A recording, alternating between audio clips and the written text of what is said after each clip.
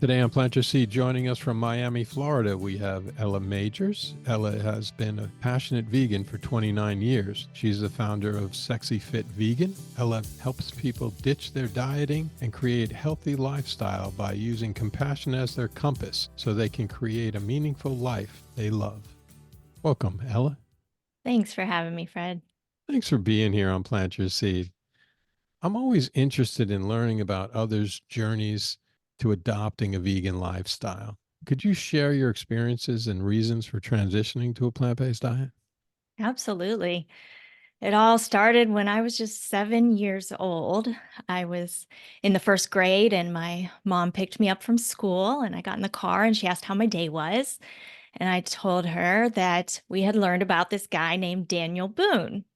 And for anybody who might not know who Daniel Boone is, he's one of our first American folk heroes. He kind of was a wilderness guy. He carried around a shotgun, wore a raccoon hat. And I told my mom, I said, this guy was supposed to be a hero, Mom, but he wasn't. He was really mean. He killed animals and he ate them. And my mom was just honest with me, and she said, "Well, Ella, we're just very fortunate. We get to go to the grocery store to buy our meat. We don't have to do that ourselves anymore." And it was at that moment that I connected the food on my plate, the meat, with the animal it was. And I was horrified. And I told my mom right then and there, I said, that's it. I'm never doing that again. I'm never eating meat again. And that was it.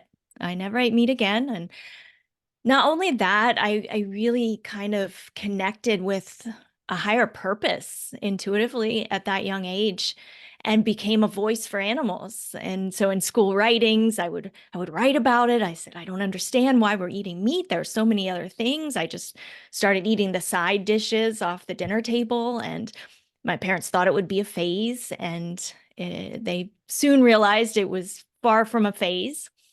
And then by the time I got to be 15, I had kind of done all the research I needed to and sought out the information to understand the cruelty of the dairy and egg industries, and learned about um, testing of animals in laboratories and animals in entertainment. And I became fully vegan at the age of 15 and became a leader in my community, organizing animal rights events. And before I could even drive a car, I had my parents dropping me off to sit in a cage on the side of the road and demonstrate the conditions of farmed animals and lab animals. And I mean, bless my parents' hearts, right? They're dropping their teenager off to go sit in cages. But they slowly followed suit, and I inspired my whole family pretty much to go vegan eventually. Oh, that's fantastic. Yeah, Take us back to that day. Okay, you're 7 years old. You come out of school. Your mom's like, "Hey, how was your day?" I mean, I say that to my kids all the time. How was your sure. day? And and then you lay this big old bomb on her about Daniel Boone. What was that like? Yeah, I mean, it's fuzzy, but I do remember kind of that car ride because of that connection. It really was a light bulb moment. It was one of those aha moments. Oh my gosh, when they say that's chicken on my plate, Mm, that's a chicken. That's an right. animal. That's a once living, breathing, moving, loving animal. And it's so interesting because so many of our children's books, they tell the story of animals and they put happy faces on animals, and children connect with those animals, but they don't connect necessarily that that's actually that animal on their plate. And I really, you know, give my I'm so grateful to my mom for being able to be honest with me. Mm-hmm. Even though she was a meat eater, I mean, we had pork chops, we had meat on the dinner table every night. And she, instead of just kind of brushing me off, she heard me. And Mm, she was a preschool teacher for 40 years with early childhood development education. So she listened to us. She listened to her children, and she supported me. And even though she thought it would be a phase, allowed me to say, no, I'm not going to eat that. And Mhm. so I really am so grateful to have parents that listened and that allowed me to be me. Now, what was that like to have that support? I mean, a lot of times people don't have that support.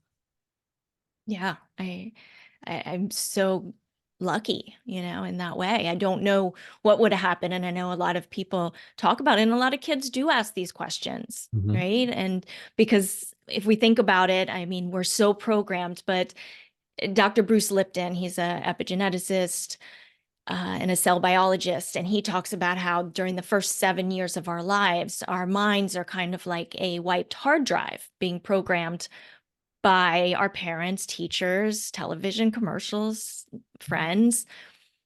And we're programmed to believe certain things. And we're programmed to believe that certain animals we call pets and certain animals we call food.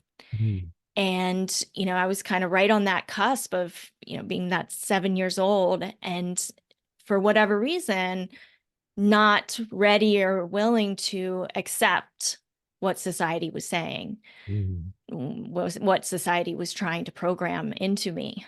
Because I was very outspoken and I was a really shy kid too. When I was a little kid, when I was 5 years old, my parents, I would hide behind them. If someone said hi to me, they would have to kind of teach me to say hi to people and that it was safe and all this.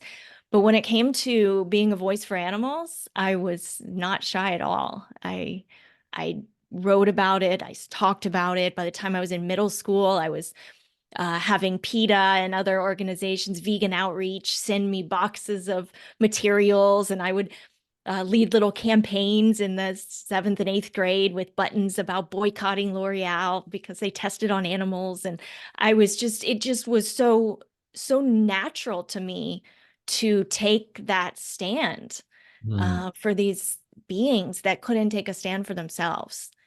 And so it never felt, it just was easier to take a stand for them my whole life than it has been to take a stand for myself, even.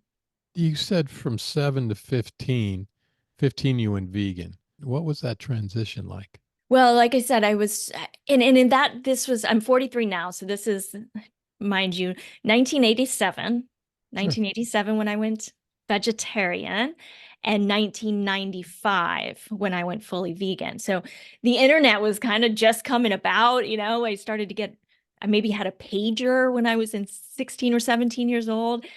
So this was really you had to seek out the information, right? And so I honestly don't really remember how I got so much information, but I mean back then you were like writing letters. I think I was writing letters to PETA and Vegan Outreach and organizations who would then send me this literature and campaigns so that I could do my thing in Chapel Hill, North Carolina, where I grew up. And so when I started to read what they were sending me, and I would read about the dairy industry and the egg industry. And so I started to make that connection that these were not happy cows, gladly giving their milk to us. And I hated the taste of milk. I mean, so many people I talked to, I know I'm not alone. I had a whole routine for getting my milk down because my mom, out of thinking, because this is what she was taught, that if she didn't make her kids drink milk, that she was, doing them a disservice, that we would have brittle bones. Right. Sure. We're made to believe that. And so we had to drink our milk at the dinner table, and I would have a whole system for getting it down. I would hold my nose and chug it and chase it with water. I hated the taste of milk. And so when I learned that, hey, these are not happy cows here. And so the information that I was being given, I knew it was incorrect when it came to the ethics of it. And so I had to also think, hey, well, then maybe the health information is also a lie. And Mm. so I just started questioning everything when it came to animals, animal agriculture, nutrition, veganism. Now, what was that like being 15 and being vegan Yeah, in in 1995. school in 1995? That must have been crazy hard. Like being a kid's hard enough as it is, and now you're Yeah, adding in the whole yeah, vegan thing and being outspoken about it. yeah. What was Yeah, that? the hard part was not being vegan. That was for me, that was the easy part because Mm, there was no, it was no choice for me. It right. was very clear that that was the right thing to do and that I had no interest whatsoever in eating animal products. That part was easy. It was also easy to talk about it. For me, it was easy to express my views. The hard part was knowing the suffering that was taking place in the world and Right. being young and vulnerable and also thinking that, hey, I can make a difference by just telling people. Because in my young mind, I thought, well, surely if just like me, as long as I give people the information about what's going on behind the closed doors of factory farms, they're going to go vegan just like me immediately. Mm-hmm. And of course, I was met with so much resistance. Mm. And that, not as much in school. People kind of just were like, okay, Ella's doing her thing. But, when I was doing protesting and leafleting and, I organized a protest at the Ringling Brothers and Barnum and Bailey Circus once. And they actually took me as the leader of the protest. I'm like 15, 16 years old, back to the back to show me the animals, and as if they were showing me something that was okay. And I was Mm. like, no, this is an elephant chained to the floor. And so there's just this disconnect of me not understanding how people could be so disconnected from this suffering that was so obvious to me. And because I was just my heart was so open to the animals. So that part was really challenging, and that part is challenging to this day, to be so aware and so connected to the incredible suffering taking place every second of every day all over the world with billions of animals. That part's the hard part. Can you give me an example of a time where you tried to show the light to people and maybe they rejected it? Oh, I mean, it happened, and it still happens all of the time, right? I mean, it's amazing. I just actually read an article by Dr. Peter Attia. He does the Drive podcast Mm-hmm. about a docu-series that's out featuring Dr. Michael Greger. It's on Netflix. It's called You You Are What You Eat. Mm-hmm. It's like a twin studies. And so here's this doctor writing an article about how, this violated Science 101 and the study was inaccurate and all this. Meanwhile, this is a Netflix docu-series. It was a fun series. It wasn't supposed to be, there were parts of it that were, you know, not founded completely in the perfect study or whatever, but the emotion behind the article, and this is just an example of how threatening to this day now, especially because it's so out there and because, our message is being heard. It's threatening to people. And the emotion in this article of how, oh, it's just absurd. And the vegans, what's next? Like, why is nutritional yeast and mushrooms, why do they get the vegan pass? And there, just all this resistance to what's right in front of us, and it's just that resistance of connecting. And I get it because it is hard. It is hard to be so connected to suffering. And yet that's the reality. And once we know, and once we can start adjusting our behavior to align our actions with our true values, there's something very peaceful about doing that. That brings at heart so much peace, so much alignment, and so much freedom when we're doing the very best we can to move through the world doing the least amount of harm and the most amount of good we can. Nobody's perfect. I am far from perfect, and the more we can open and be welcoming and say, hey, let's make some steps in the direction. And the first step is allowing yourself to be aware and to Mm-hmm. be being able to make that connection. So that's what I try to do with my work, is to allow people the tools to deal with that suffering, the tools to deal with these emotions that come along with being aware. Now, why do you think people are so threatened by veganism? Well, I have to think that, in our heart of hearts, we know that there really is no difference between a pig and a dog. Mm. And most people are so wonderfully connected to their pets, to animals in general. You put a baby in a crib with a bunny. What's that baby going to want to do? It's going to Hmm. want to pet the bunny. It's going to want to love on the bunny. I really believe that at heart we are compassionate, we are empathetic to all creatures, to all beings. And so by opening the door to veganism, by veganism in general, if we're not aligned, if that alignment is not there, if we're eating the animals that we actually in our natural state have compassion for, then that's a very uncomfortable feeling. So there's that resistance there, and that's threatening. Now, where do you think the disconnect comes between the store and the animal? Sorry, the store, Yeah, like when people go the to grocery buy market. a package at the grocery store as opposed to buy, to see an animal on the farm or wherever. Where's that disconnect coming from? Yeah, I think it's one of those things. It's this whole society and what Dr. Melanie Joy coined carnism, right? That has us believing that it's normal, natural, and necessary to Mm. eat meat from the time we're born. And that's what our parents are doing, and that's what we're told we're supposed to do. And we go to the grocery store with our parents when we're little kids. There's no picture of the cow on that package of meat, right? A hot dog doesn't look like an animal.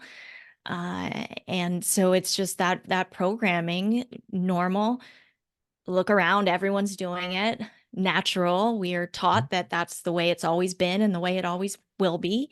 And necessary, we're taught it's actually necessary for us to be healthy human beings to consume this stuff. So the three of those factors combine, make it just an automatic, make it a habit, make it a program that we don't that we take for granted. Now, have you noticed any changes in your health or overall well-being since you've adopted a plant-based diet? Well, I was an athlete since I was 5 years old. Mm. So I've been fueled and built my physique pretty much on plants alone. I mean, definitely without the meat, and then 15 on without any animal products. And I competed and won the World Bodybuilding Championships in the bikini division, got second in the fitness category in 2007. I've been an athlete, yeah, like my whole entire life since I was 5 years old. So I've really fueled myself and my body on a physical fitness level. It has done me very well. I continue to train. I mean, it was just last year I was sparring. I do Muay Thai kickboxing as well. I was sparring with a sparring partner named Willie, who's around 30, and I'm 43 now. And I used to bring my little rescue Chihuahua Shy with me to all my practices. She came with me everywhere. She has since passed. She was almost 18 years old. When she passed, she was plant-based as well. She was a rescue. And Willie said to me, Shy's kind of like your little Pokemon. And I looked at him and I was like, I don't really know what that means, Willie. And he goes, "What? You don't know Pokemon? Oh my God, you were such a deprived child." And I said, "Dude, I'm 43 years old. We did not have Pokemon when I was, Mr. Rogers and Sesame Street. We didn't have Pokemon when I was a little kid." And he was like, "Oh my God, you're 43?" He couldn't believe it because Mm. I'm keeping up. I feel like I'm in the best shape of my life at 43 years old now, and so that feels really good. Yeah. Yeah. Now, what are your top tips for someone looking to start a vegan lifestyle, both for ethical and for personal health? Yeah. So one of I think the biggest takeaway that I'd like your listeners to take away from this, if there's one tip or tool, it's really around the mindfulness piece and mindful eating, which I'm sure a lot of people have heard of. But that's a huge way to up level your health, to be able to make conscious choices. And that involves really being present when you're eating. Mm. And building a relationship with food and your body. We're taught our whole lives not only about what to eat, but also most people are kind of scarf it down kind of eaters. We just Mhm. scarf things down. We don't pay attention. We're always distracted. There's so many distractions nowadays with technology. We usually eat past the point of being full. There's usually a big disconnect. Mhm. So I really help with my clients to one of the first things we do is adopt a mantra called uh, I approach myself and the world with curiosity and compassion. And then to practice being more present. So sitting down, working on eating without being distracted, engaging with your senses, thinking about what that food is, what it's going to do for us. So seeing nutrition as an act of self-care, seeing eating as an act of self-care. What would I eat if I loved myself? What would I eat if I, was in line with compassion? And then chewing our food thoroughly to a paste before we swallow. That way we can start to connect and see how that food's making us feel. We can really recognize when our body is fully nourished and stop before we're overfull. So really it's about being present and building a relationship, a healthy relationship with food and our bodies. Now, it seems like self love is very important to you. It is. And I call it self-compassion a lot of the times because what I've learned uh, is that a lot of us, and myself included, are really good at being compassionate and committed to other people. For me, especially animals. And I do have my master's degree in social work. I've done a lot of um, work with underprivileged humans as well. And that comes very naturally, and prioritizing other people and animals over myself has been kind of my life. And when I realized that, hey, you're a human too. You deserve you deserve love. You deserve compassion. And so I've had to kind of expand my circle of compassion to include myself. Mm. And so one of the things that I like to think about is, who's in your current circle of compassion? Who's already in there? Usually it's our very close family, our significant other, kids, pets. And are we ready to start expanding that circle of compassion? Are you included in your own circle of compassion yet? Mm. What about farmed animals? If you love your pet, can you put love out there for farmed animals? And then what about people you feel neutral about, or animals you feel neutral about, or even people you dislike? And there's an ancient form of meditation called Tonglen that I use a lot. And that's a word that means sending and taking. And it's a way to lean into, instead of trying to push away suffering, it's a way to lean into it and to find peace in the midst of suffering. And so what you do is you breathe in darkness and suffering and pain, and you breathe out light and compassion and love. And Mm. you can start that doing that for yourself. I do that when I see an animal on the side of the road who's been hit and it's died. And you can start with somebody you love and somebody that it's easy to do it for. And then you start to do it to people and bigger groups of people that maybe you don't know, that you don't feel um, necessarily compassion for yet. And it's just a way of really connecting with love, connecting with the universe. It's a way to deal with that awareness of suffering and help us stay healthy and peaceful in the midst of it. Now, compassion seems to be a core value of your approach. How do you integrate compassion into your fitness and nutrition coaching? Yeah. So, yeah, it's another thing when it comes to fitness. A lot of people use fitness and exercise particularly as almost a punishment. A lot of people I work with, are like, I got to get and burn off the calories I feel guilty about. It becomes a chore. It becomes something that you're doing because you look in the mirror and you hate the way you look, or you hate certain parts of your body. Mhm. So it's really done out of hate instead of out of love. And there's a big shift that we can make when we start to train and move our bodies kind of as a moving meditation, as a way to connect with ourselves, as a way to say, hey, you're worth it. You're worth being healthy. You're worth feeling good. You're worth being strong, and so exercising out of love and compassion for yourself and your body is also a great way to create a sustainable lifestyle that includes fitness and training, Mm. so that we can no longer need to rely on motivation or willpower. It's really about connecting with a why and seeing all the different reasons that it is, like good nutrition, an act of self-care and of Mm. self-love and of self-compassion. And when we do it from that place, then we build a way of life around it that'll help keep us healthy, happy, for a lifetime. That's beautiful. I love that. Now, many people struggle with the concept of ditching dieting and lifestyle change.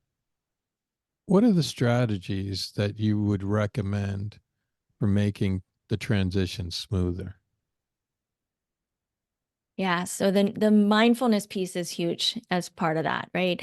And if we look at doing the same thing over and over again, expecting different results, I mean, Mm. all we have to do is look at dieting. I mean, 80 to 90% of people who lose weight by dieting and extreme workout programs, 80 to 90% of those people gain all the weight back, and often then some.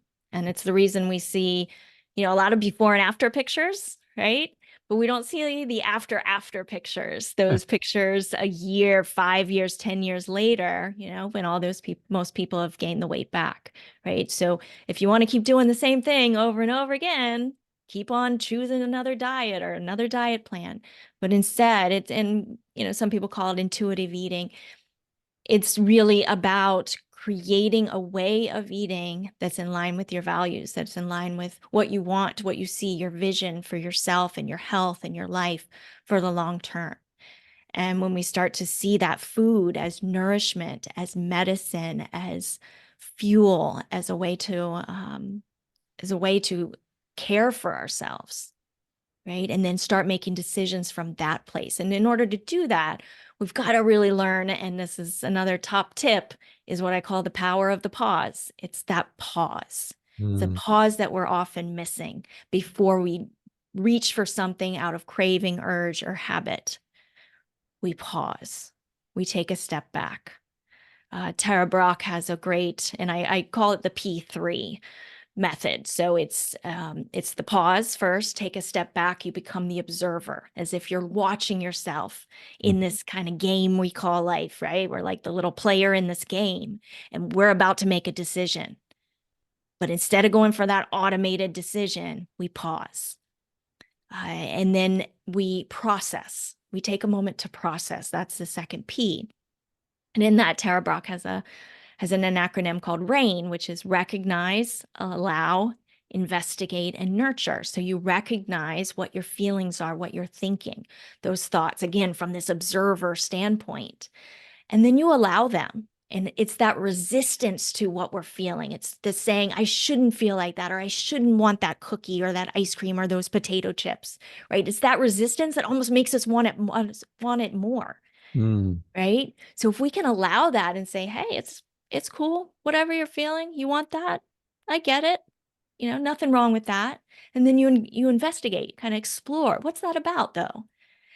And then you nurture. What is the nurturing decision to make? And that's when you prescribe, which is the third P, you prescribe your next action. So my choice is, let's say you get home from a day that's frustrating and exhausted. You're exhausted from work and you're about to reach for those potato chips or that ice cream.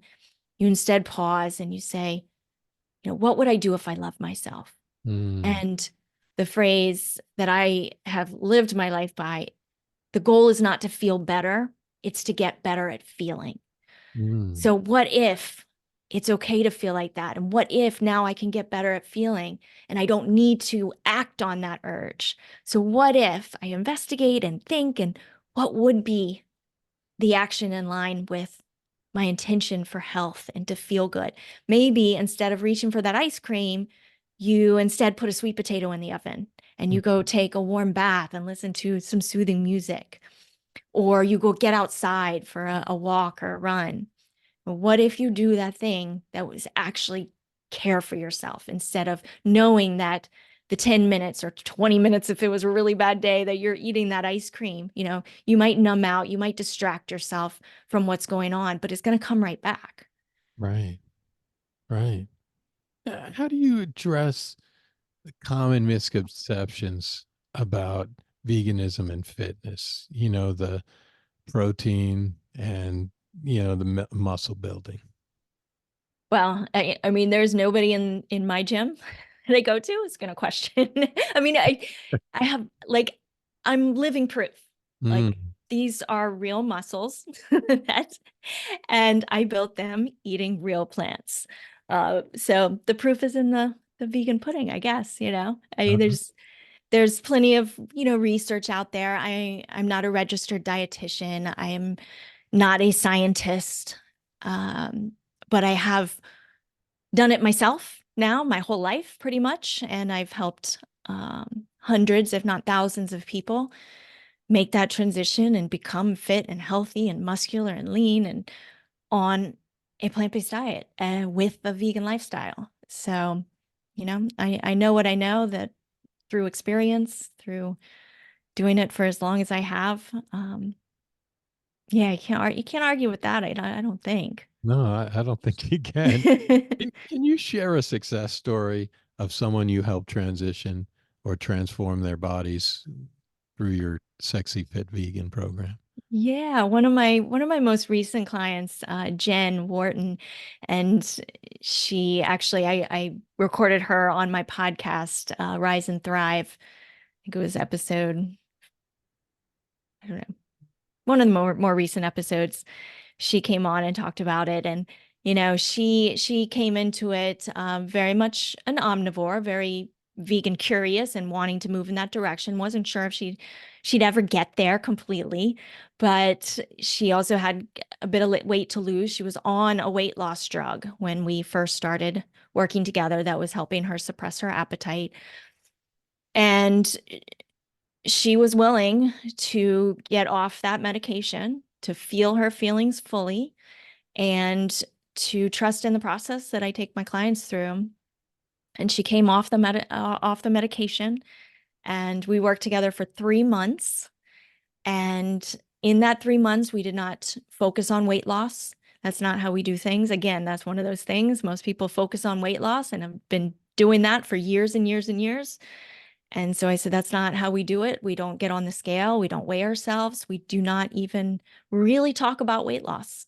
We Mm, talk about how to process emotions. We talk about how to take control over your thoughts and your actions. We talk about your values and what you want for yourself in your life. We talk about the challenges that you face, and we also talk about your lifestyle and what's convenient and what how we can make it work for you. So mm, we did all those things, and things are a little bit get messy, before they get better. They got a little messy. But the thing about Jen was she was willing to go through it. She was willing to do the work. She was willing to be the observer and approach herself with curiosity and compassion, and to process that with me. And 3 months later, she's vegan. Lost she doesn't even know exactly how much, but when it was down over 2 sizes, mm, and is fully confident that she's there to stay and continue on that path. And she said also, things along the lines of going to Trader Joe's and being in a situation where another person would have annoyed the crap out of her, right? And she would be grumpy. And instead, she ended up connecting with them and having a beautiful conversation with people. And another client I'm working with right now said he walked outside the other day and looked up and just said, "Wow, what a beautiful day." He said he hadn't said that in years. So I work with a lot of people with some depression, with some anxiety. I've experienced those things myself, and still struggle with that sometimes. So it's not that we're not going to struggle. It's that we're going to have the tools to know how to handle the struggle and to be there with ourselves in that struggle and to be our best friend, be Mm. our own best friend. How does that make you feel when you help somebody to that extent? No, there's nothing better. There's it, my heart just feels like it's just expanding out way beyond my chest when I hear somebody come back like that, when I can bring somebody, when I can guide somebody, because it's all them doing the work. It's just about me guiding them, asking them the right questions, helping them gain the right tools, and then they've got to commit to doing the work themselves. And that's what coaching is really all about. It's about allowing somebody else to figure it out by asking them the right questions and helping them ask themselves the right questions. So it's coaching other people on how to coach themselves because they get to keep that for the rest of their lives.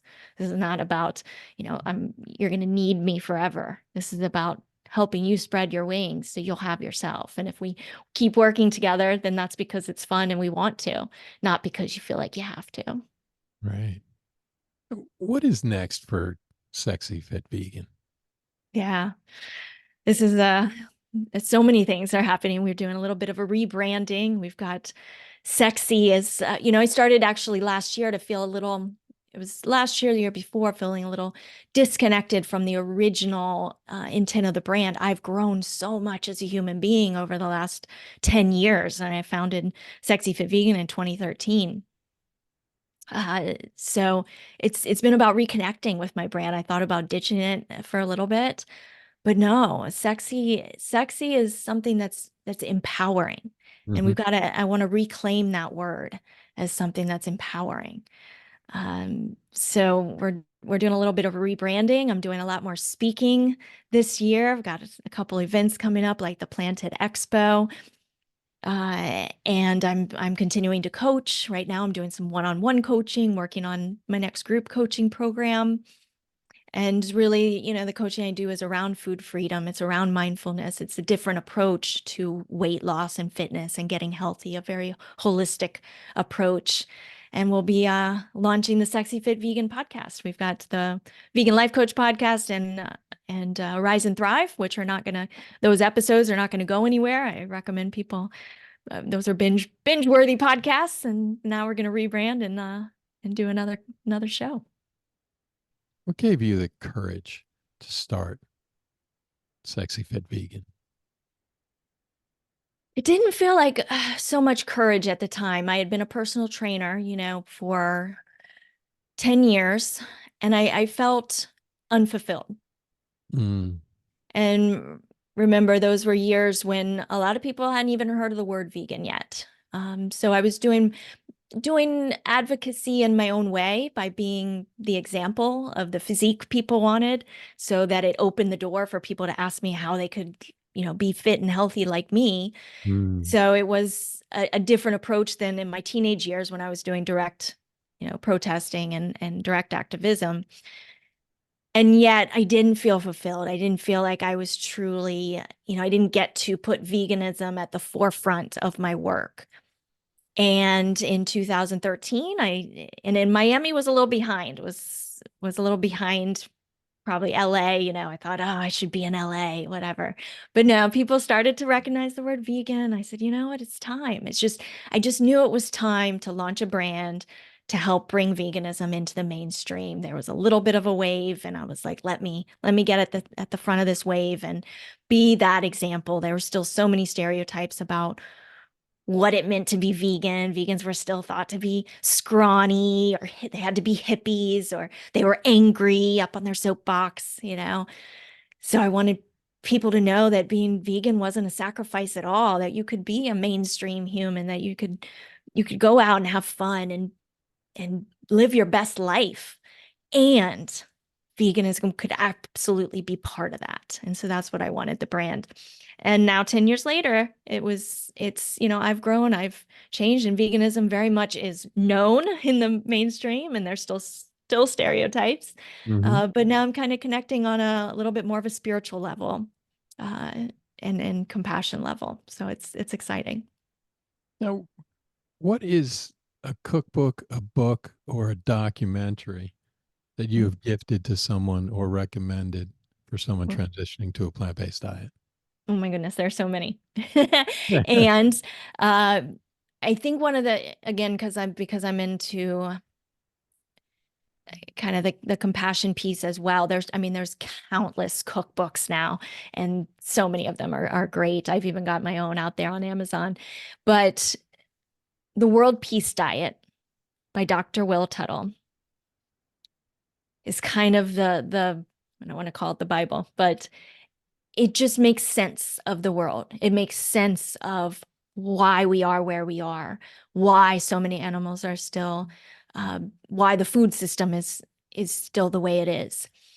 And I think that book is a game changer, for anyone who's kind of just interested in the whole philosophy, not just I want to eat plants to be healthy, Hmm.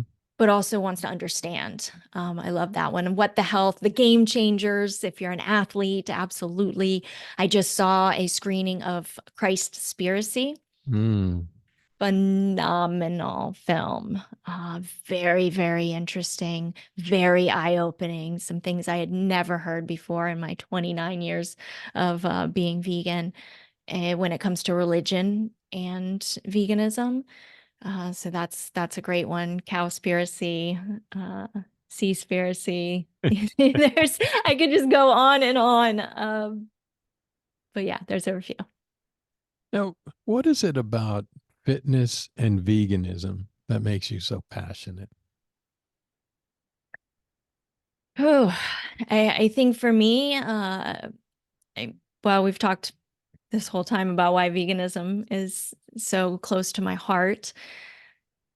And for me, fitness, which has now gone from exercise to movement, for Mm. me, it really is the path to presence for me. When I'm training, when I'm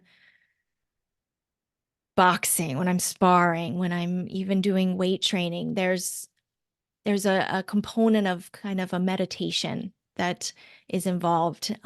Everything else kind of disappears, and I get to be present. And I've also found communities that I can do these. And in yoga, I do yoga many times a week as well. But all these different forms of exercise, I've found ways to do them that do feel like medicine, that are good for not only my physical health, but also my mental and emotional health.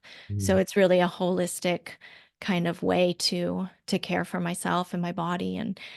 And so I implement those as part of my coaching programs as well.